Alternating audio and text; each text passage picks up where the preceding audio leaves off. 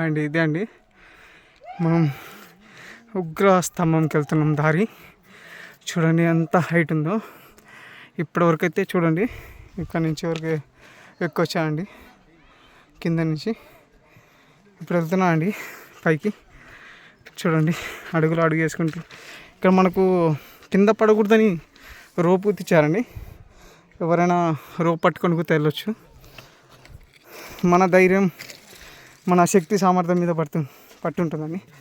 మీరు రోప్ వద్దు నార్మల్ వెళ్ళాలంటే వెళ్ళొచ్చు, రోప్ పట్టుకొని వెళ్ళాలని కూడా వెళ్ళొచ్చు.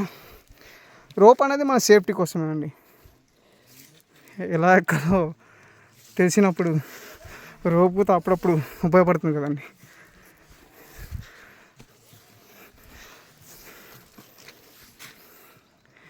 చూడండి ఈ 2 చెట్ల మధ్యలోంచి వెళ్ళాలి.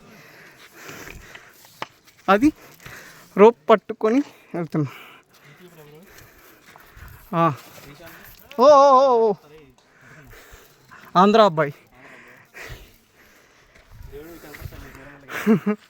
చూడండి రోప్ పట్టుకొని కూడా వెళ్ళొచ్చు, మనం నార్మల్ కూడా వెళ్ళొచ్చు. ఇక్కడ నుంచి నార్మల్గా ఉంది కాబట్టి మనం నార్మల్గా వెళ్ళొచ్చు రోప్ పట్టుకోకుండా. చూడండి ఒక్కొక్క అడుగు వేసుకుంటూ వెళ్ళాలి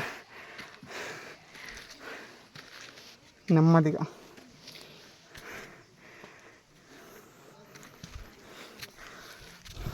అందరు అడుగుతున్నారు కదా నా ఫేస్ చూపించలేదని. ఇప్పుడు చూపిస్తానండి ఎట్లుందో.